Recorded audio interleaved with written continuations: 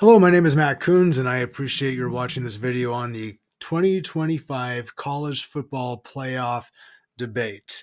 And this is a demo of a situation. It's a product that I'm running called my Art Victory Framework. And what it is a way for leaders to look at complex situations in a probability format to determine best actions aligned with what a lot of different criteria and things say. So, what I did was I took a lot of the debate that was out there on all sides with regards to the college football playoff debate, and especially with regards to, you had Alabama, Notre Dame, Miami, and you got James Madison, Tulane. You got what happened to BYU and Duke. Miami, of course, is what they were being promoted by the ACC, the behaviors of the SEC, ESPN. The Big Ten is the one that's laughing all the way to the bank here because they got the two best teams in college football. But you had a lot of stuff that was going on, and now you have a lot of irreparable relationships that has happened, and how should people respond to that going forward? I myself played football at Notre Dame. My father did as well. So we know Notre Dame and what the brand is, but I also understand the bias that fans have for the SEC and where that comes from, the ACC as well. But we got to look at things from a whole thing perspective. So I took a lot of people's comments, threw them into my system, using AI, but I also look at AI in a way that looks at natural law and particularly probability formulas that were created way hundreds of years ago, basically. And these formulas actually is how AI talks. And so I wanted to see what it would say if I took this and threw it in there. So based on that, where we are, how would we fix college football is really the question I wanted to ask with all of these different brands that are competing for these spots, and how do you make it right? There's a lot of things to look at, but this will be a fun presentation. We'll see how it goes. So to begin with, table of contents, I got the page numbers wrong. Don't worry about that. But what I am doing is, I do believe that quality advice rests on four pillars. One, has got to be based on truth. Two, there's got to be a competitive strategy. Three, an emotional acceptance by those who take it. And four, there's got to be action of some kind. And so as I put this out there, I would hope that the athletic director at Notre Dame would look at this. I would hope that the ACC commissioner will look at it, the SEC, the college football playoff, whatever. Everybody needs to look at it. The NC2A chairman needs to look at it, because there's a lot of problems going on right now with things that are changing. And I think this might add some clarity. We'll see where it goes. But in any case, I want to see these principles united to help everybody know what natural law is, how we can look at it in executing with purpose. When truth informs our strategy and emotion fuels disciplined action, chaos transforms into clarity and leadership moves from reaction to confident control. And that is true. So see the game. I look at things in several different pillars. One, you got to see the game. You got to make your art, which art stands for alignment, rules, technique. And then you've got to win with God. Right. Well, you've got to have a moral alignment with what you're doing. It's not all about the money. You got to know what's true and what's right for everybody. And so there's how we got to play this thing. So let's see the game and see what's really happening. And there's some equations that go into that. So the first thing is the playoff system wasn't driven only by merits. You can look at it the way they were making selections. Money, TV ratings, and politics played a major role. Based on all the data we threw in, this is the what looked at with regards to AI, and supported by the Bayes judgment equation, updating beliefs when evidence contradicts official narratives, right? So the layman's explanation, the SEC hasn't won, a national title in the last 2 years, but ESPN and several other fans in the SEC still push the SEC as the best conference in college football, and they do it nonstop. Yet they hadn't won a national championship in the last 2 years. I think there is an element of pressure on SEC fans to reclaim that belief that they have. And so there are some shenanigans, I think, that were going on here. Now, the ACC, different conference, promoted Miami instead of its own champion Duke to boost its own TV value, right? Obviously, they wanted Miami and they pushed it. They had their game of Miami versus Notre Dame running nonstop on the ACC network in order to be able to try to sway the committee to put Miami in. But Duke won the conference, which is what's crazy. So anyway, Duke should be upset, and I bet they are, but that's not fair to them or anybody that plays in the ACC championship game, because they devalue their own conference championship, right? And Notre Dame was different. The College Football Playoff Committee was telling Notre Dame, even though Notre Dame lost its first two games, and we'll get into that, but they lost the first two games. When they were coming out with their rankings, they were consistently putting Notre Dame at a position, telling them and those kids that if they continue to win in the fashion that they are, they should make the playoffs. And they pulled the rug out right underneath them when they did that. So they lied to them, basically, is what happened all this time. And they're pre-whatever, or they abused the brand or leveraged the brand to gain fans in order to be able to help, the committee be able to get eyeballs on what they were doing. And then they just, leverage themselves towards the SEC conference. And we'll get into that. So low-ranked teams like Tulane and James Madison University got in because of the rules applied unevenly, right? Duke didn't get in. They won their conference, but they got into Tulane and James Madison. So it's not the best teams get in because they put those two in. They're not the best teams. People pretty much say that. But then they did win their conference, but it's not a conference win either because they didn't put in Duke. So you have an uneven, unfair system. So prior belief, the college football playoff is neutral, probably about 50%. After evidence of inconsistent treatment, media lobbying, and narrative shaping, the probability the system is heavily influenced by politics money rises to 70 to 75%. And the probability it is mostly merit-based drops to 25 to 30%. That's a problem. When you got to do it on the field in that sense, they weren't consistent across the board. And I'm not saying that the schools that shouldn't lobby for themselves, but they weren't consistent with what they were doing. And unfortunately, it's showing. I think a lot of people are seeing that ESPN and conference networks did shape public perception more than on-field results. All right, supported by the advertising equation, attention times repetition times authority equals belief. All right, that's actually a mathematical probability equation that they have out there. And so, yes, they pushed it. And then they did that in order to make that happen. And of course, that swayed the committee. And that's where we are. So ESPN repeats the SEC messaging thousands of times a season, that the SEC is the best conference in football. The ACC kept replaying the Miami-Notre Dame game to train voters to see Miami as superior. Notre Dame's entire season got boiled down to one or two losses. Other teams' bad losses, like Alabama's to Florida State, were ignored, or Miami's losses to unranked teams were ignored. Right? So the team with the louder media megaphone usually wins the argument, not necessarily the better team. There are many that think that Notre Dame should have been in the playoffs, including former Alabama head coach Nick Saban, because Notre Dame probably had a shot to win the national championship with the way they were playing.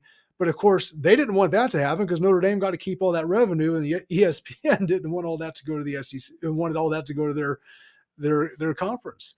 And that's kind of how that plays out. It could be seen that way anyway. So anyway, public confidence in the rankings collapsed because the system contradicted itself every week. Again, telling the Notre Dame players, you keep doing what you're doing, you'll be in, and they pulled the rug out from underneath them. And it was supported by the confidence equation, how tight or loose our beliefs should be. Right? Layman's explanation, Notre Dame was told win and you're in, and then committee reversed course. No one knows how the conference championships, resumes, or strength of schedule are actually weighted, right? And when people don't know the rules, they assume corruption, right? That's easy to do. And granted, you have some of this at play. Really, I think it was more propaganda than anything else, and that's really the question. So the probability impact.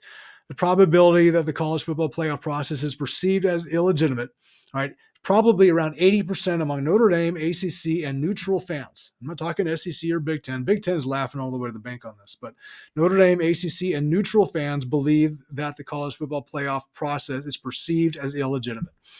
And probability that the fans believe the best teams were selected is only about 30%. 30%, right? You can't say the best teams were in with James Madison and Tulane. You just can't. You can't say that you earned it by winning a conference championship because they didn't put in Duke. You can't say that they didn't want to punish Alabama for losing their conference game, yet they did the same thing to BYU. You just can't say that. So how do you fix this thing, right? You see the game, that's where the thing is right now. How do you fix it, all right? And this section explains what the key players should do next, okay? So first, Notre Dame. Notre Dame's smartest move is to stay independent and use leverage to demand fair rules. Of course, supported by the equations of the betting equation, choose bets with the highest payoff, skill equation, repeatable success, or the reward equation, incentives drive behavior, right? Layman's explanation, Notre Dame sells out ACC stadiums, 90% of the time versus the ACC's usual 23%. Notre Dame brings in huge TV ratings everywhere it goes. It is a giant brand, right? And expected payoff of remaining independent is between 80 and 85% positive, right? They are the last bastion of purity of college sports. I hate to say it. The football team is setting a culture of staying independent, playing national. Expected payoff of joining a conference is only 30 to 40% positive. They'd have to share all that revenue with everybody. They got a contract with NBC right now. Why would they do that, right? Business sense says no. Branding says they can do it, and they stand for something with how they do things. So they're not perfect, but they have less flexibility, less leverage, shared revenue if they join a conference, right? Everybody says join a conference. That's not the right answer, right? Notre Dame should demand written, transparent rules for independent playoff access and publicly emphasize their value, right? They really need to have that done. There's an MOU that says that if Notre Dame is in the top 12 next year, they're automatically in. I see that. I understand that. There needs to be, though, a written explanation of what should happen for independence, right? There just needs to be. The ACC hurt itself by promoting Miami over its own champion Duke.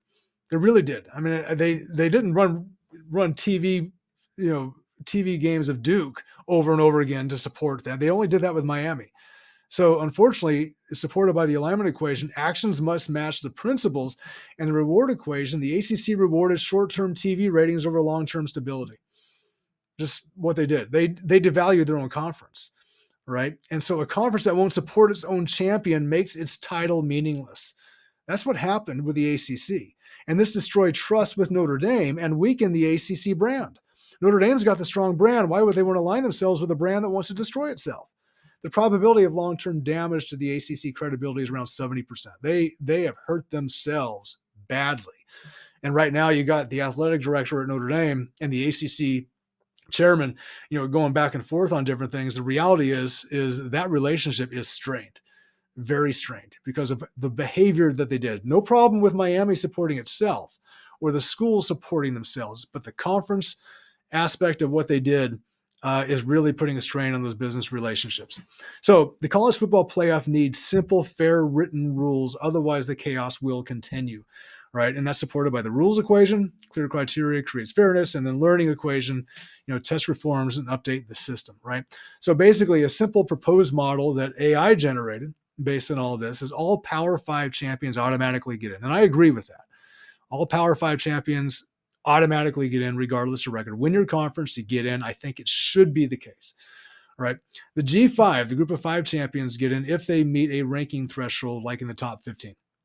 Okay, so the other conference champions in their weaker conferences, if they do rank in the top 15, they're in, right? Win your conference and have the ranking, you're in. No questions asked. Then the independents get an automatic bid if they are in the top 8 to 10 with an impressive schedule and impressive win-loss record against that schedule. So there needs to be something like that. I think top 12 for Notre Dame might be too lenient. I get it. I understand it. But if you're in the top 8 to 10 with that strong schedule, you're in, right? And the remaining spots go to the best teams using a published formula. Probably best to do a computer because I don't trust the CFP right now committee. But if they have an algorithm that suggests that, then you can have that for the remaining teams, which is real simple. So the probability this solves 90% of public anger is between 85 and 90%. So the teams must run their own media campaigns now. That's unfortunately, but that's where we are because that's what everybody's doing. Supported by the Tanique equation, use the methods that influence results. Layman's explanation. If ESPN controls the narrative, your resume doesn't matter, right? Notre Dame, Big Ten, and others must publicize their own data, arguments, and schedules. And the effectiveness probability that running a proactive narrative is a 70% improvement in public perception. Notre Dame didn't do that really because they were already being told that they were going to get in by the College Football Playoff Committee, who then lied to them and pulled the rug out from underneath them. That's basically what happened. So, Notre Dame needs to do a better job of the promotion of what they're saying. They do a good job. They are their own brand. That's an important thing, but they need to push it more. And then I have a final thing. So see the game, see what's going on, make your art, alignment, rules, technique, and then win with God. What is the moral clarity of this whole thing to make the system better for everybody, right? This is the big picture where moral forces and markets and identity come into play. So college football is drifting toward an NFL light system. And Notre Dame is one of the last defenses against that, right? Which is supported again by the influential equation, which voices shape the culture, and the market equation, fans flow where meaning exists. A lot of fans go to Notre Dame or watch Notre Dame or love Notre Dame because of what they stand for. Okay, that's how they want to play nationally. They want to be the best. They want to try to play great teams in every conference. They want to go all over the place. They want to spread football everywhere. Heck, I was on the team that first played college football in Dublin, Ireland, right? No other program did that first, but that's what we did. Notre Dame is a place that tries to expand different things, but they want to make a stand for what is right for everybody. And so the SEC and the Big Ten are becoming like the AFC and the NFC. Hate to say it. The transfer portal is now free agency. The TV networks control the narrative more than the results, right? And Notre Dame stands alone as a national independent brand rooted in tradition, all right? And they're the only independent brand that's still there. Are a lot of traditions that are out there, but they're the only national independent brand rooted in that tradition. And the probability that Indy remaining independent protects college football's identity is 75%. For those of you that are saying that Notre Dame needs to join a conference, the reality is that college football is better because of where Notre Dame is and what they do and what they stand for. You don't want that to happen. That's the issue. So Notre Dame has a unique moral role and insists on fairness and transparency in this process because they didn't have it this year. And the universal equation of systems collapse when they violate truth and justice. That's just basically what it is. And they didn't have that system. So layman's explanation, every time the college football playoff contradicts itself, it erodes trust. And it did it in multiple ways this year. When the conference titles don't matter, fans stop caring about conference titles. And I got news for you. The bowl system, by the way, is going to collapse as well. Notre Dame wasn't going to play in the bowl game because they had no reason to. As it was, why would they give ESPN more money when ESPN campaigned against them by playing in the ESPN Pop-Tarts Bowl, right? And so, unfortunately, they didn't do it. So everybody says Notre Dame is a bunch of crybabies. Well, the fact is that 9 other teams decided not to play in bowl games either. The bowl system is about to collapse, and these are all companies with employees who are trying to do things as it is. It's not looking good there. They got to fix this. So when the conference titles don't matter, fans stop caring. When TV interests override fairness, corruption becomes normalized, right? Notre Dame is one of the only brands with the leverage to push for honesty without fear of backlash, right? And the probability Notre Dame can influence reform is about 60 to 70% if they coordinate with other affected programs. And that's an important thing. Go to Duke. Say, look, you guys should be in. Go to BYU, right? You guys didn't get fair treatment either. As it was. There's a lot of Texas, has some arguments as well. John Gruden had some interesting points. Why not have a play-in to get into the playoffs with these other teams? Just solve it on the field, right? But, as it was, you had these debates that are going on. In any case, this is where we are. And that's the summary recommendations. Notre Dame should double down on the independence. No, we're not joining a conference. Double down on the independence. All right. That is the best risk-reward ratio. All right. With an 80 to 85% expected upside. Really. Notre Dame should publicly demand clear playoff rules, right? The rules equation, clarity restores credibility, which is an 85 to 90% chance of reducing the chaos. I wholeheartedly believe in that. There needs to be a set structure on that. And right now that is up in the air as far as things go. And if the conference championship winners don't get in like Duke, then those things don't have any meaning. And that's the problem with it. Or if they're selective conference champions, which is they did right now between Alabama and BYU. Right. That was a selective conference champion. Sorry. It's just crazy on that. And so you've got these inconsistencies. Notre Dame should pressure the ACC privately. Well, some of that has gone public already, right? With what the athletic director said at Notre Dame with the irreparable harm that happened. So reward equation, ACC must feel consequences for promoting Miami over Duke, right? They need to. I mean, they have destroyed the credibility of their own conference champion. They have demeaned it. They demeaned the Duke players. They demeaned the Virginia players for having played in it also, right? If you're Duke and Virginia, you should be looking for another conference also. And I think a lot of teams might start looking for other places to play after what the ACC did. I really believe that. Georgia Tech, possibly. I don't know. Miami, I mean, they're happy they're in there, but guess what? If no one's going to play against them, what do you have left?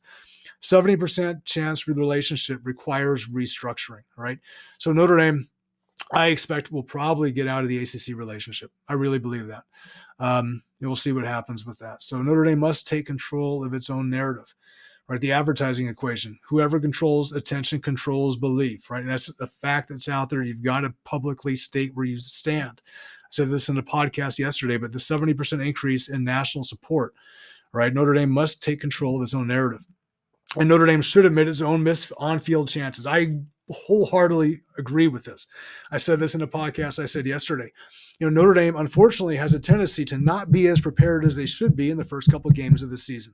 And that's on the coaching staff, right? This has been a consistent pattern. They lost to Northern Illinois last year. They lost to Miami, which I thought they should have beat Miami this year.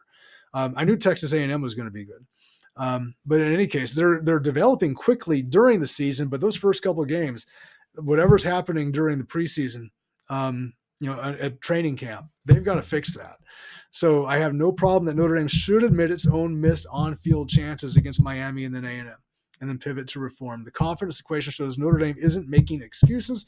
65% improvement in public credibility there if they do that. Not 100% improvement, but 65% improvement based on the equations. So Notre Dame should form alliances with other betrayed teams. Duke, Virginia, right? BYU.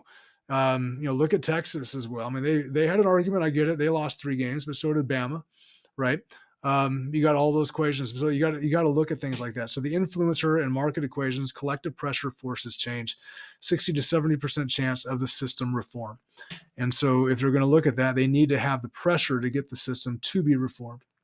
So the bottom line, let's get into this. The chaos of this year's playoff selection wasn't an accident. It was the predictable result of a system driven more by money, media influence, and political pressure than by clear standards or competitive truth. ESPN shaped the narrative. Conferences defended their own interests, and the college football playoff committee applied inconsistent rules that damaged trust across the sport.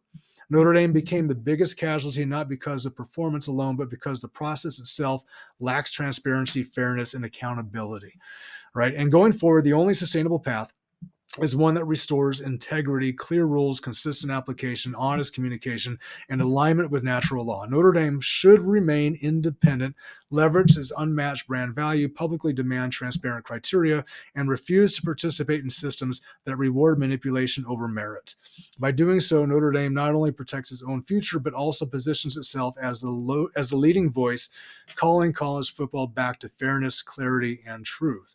In short, fix the rules. Fix the incentives, fix the narrative. Independence plus transparency is the only way forward for Notre Dame and for the sport itself. So in a nutshell, that is a presentation I would do for entrepreneurs, business owners, leaders, 501c3 presidents, etc. I take a lot of the data on a 1-hour Zoom call. We take it, I transcribe it, use my methodology to plug it in, use the equations as well, come up with this type of presentation for you, and then I will do a video for you explaining ways that you can change right away. And then I will follow up with 7 days later, I'll follow up with a phone call to see how you're doing on those recommendations. And then 14 days later, I'll follow up as well to see where you are. And what's been happening is, people might have some overwhelm and confusion with whatever circumstances you're going through, because complex situations can be complex. I hope that this presentation will show you that you can see the complexity and narrow it down to some ideas that actually make some sense. I think there's some light bulbs that will go on with this whole thing. Those that say Notre Dame should join a conference has to see things from Notre Dame's perspective, and likewise. But in any case, as you look at it where we are, I think that this is a great system that can help you. If you have any questions about it, you can email me, matt@mattcoons.com. I also have a Calendly link you can click on if you want to book your Art Victory framework call, and we can see what we can do to help you with your problems. So thank you for trusting me with your direction on this. Again, it's the second step in the Art Victory Framework program. Again, I'll call you in 7 days, 14 days, and then the process after that is dependent on you. So that is my Art Victory Framework formula. I hope you enjoyed this demo about the college football playoff headlines. How else do you say it? Send this to anybody you know in the college football world. Hopefully I can help. Talk to you later. Bye.